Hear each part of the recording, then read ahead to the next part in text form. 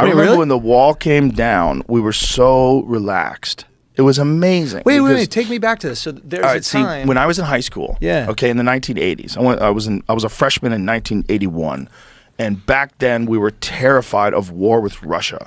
It was a terrifying fear of a nuclear war with the Soviet Union. And break this down to me. So it's like, is it you're watching the news and is there like fear mongering? Do you believe it? Does it feel less propagandist?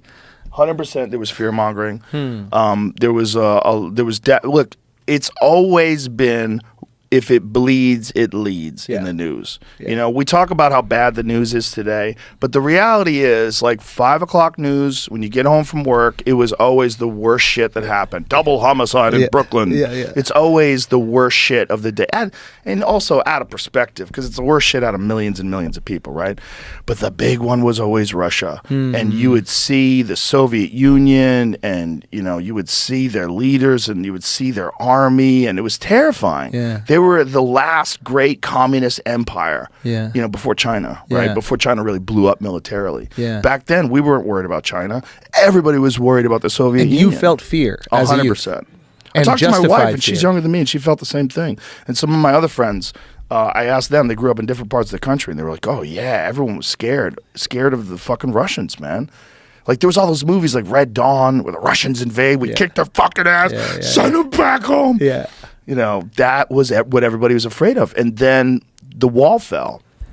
And so when the wall fell and the Soviet Union collapsed, we have to realize, like, that was a monumental change in the world. People relaxed. Look, we relaxed. I was like, thank God, there's no more war anymore. So what year is this? What year was the collapse of the wall? What year did they blow? I want to say 89? 90? So then the 90s comes on, and then what year was it, Jamie?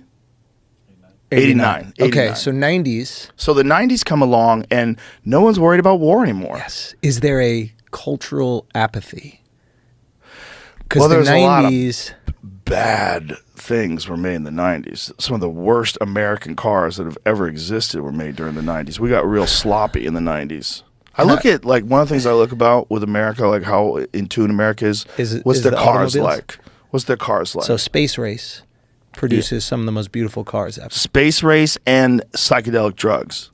So Space Race is what? Direct correlation. 60s? Yes. So you have all the cars that are coming out. 50s too. 50s, 60s. Because 63 was when Kennedy says we want to put the first man on the moon. So they're using all that crazy space influence, or like spaceship influence, on the cars, and there's no restrictions, right?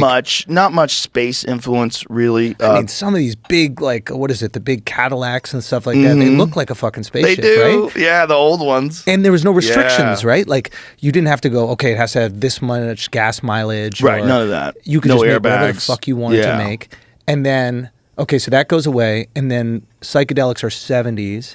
Well, psychedelics are 60s. Oh, yes. And then in 1970, they passed this sweeping Schedule 1 psychedelic act that makes all those drugs Schedule 1 forbidden drugs. All the drugs that are non-toxic, like psilocybin, like things that your body makes, like dimethyltryptamine, all those things become... That's DMT. Yeah, all those things become Schedule 1. And then automobile design drops off a fucking cliff. That's funny. I mean, drops off a cliff. It's not totally... I mean, there's a correlation. It's maybe not totally the cause, because it coincides with the gas crisis. So there's a gas crisis where now you have to consider gas mileage in a car. Exactly. That's interesting. That's right. So 70s is... What happens? When do we remove the gold standard from the dollar? That's a good question. 73 or something like that? This is good tequila, dude. This is yours? Not bad. Yeah. What's it called? Los Sundays. Dude.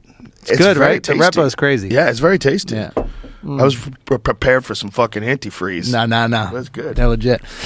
But yeah, and then we get, what is it? There's the whole like petrodollar thing that comes on after that, where they have to... I'm not aware of all that stuff. I'm not good at that stuff. I think this is just where we make the deal where it's like oil has to be sold in US dollars, and now we have a backing for the dollar, when for a while we didn't, right? When we removed that gold standard. Who was it, Nixon that removed the gold standard?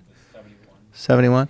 But and now we're in that situation right now where most oil is sold in U.S. dollars, and then those countries that decide not to, if we're going to get conspiratorial, those people who have decided maybe they won't sell it, in U.S. dollars, they have difficulty staying in power. Yeah. That's always been the game plan, right? Yeah. FDR did it in 33, but then also Nixon did it. I'm not sure which. Yeah. What does that mean then? How's it? We should have a real economist work through this. Yeah. We'll fuck this up. But also, we could just talk shit, and it doesn't matter because we're not experts. So we just spit exactly. nonsense. It's so funny that people get upset by that. Like, listen, this is a conversation that I would have whether or not cameras are on or not. So you just don't gotta take be us able seriously. To, you got to be able to deal with that. That's it. Don't take anything we say seriously, bro. Especially us. Yeah. We're That was literal professional clowns. Yeah.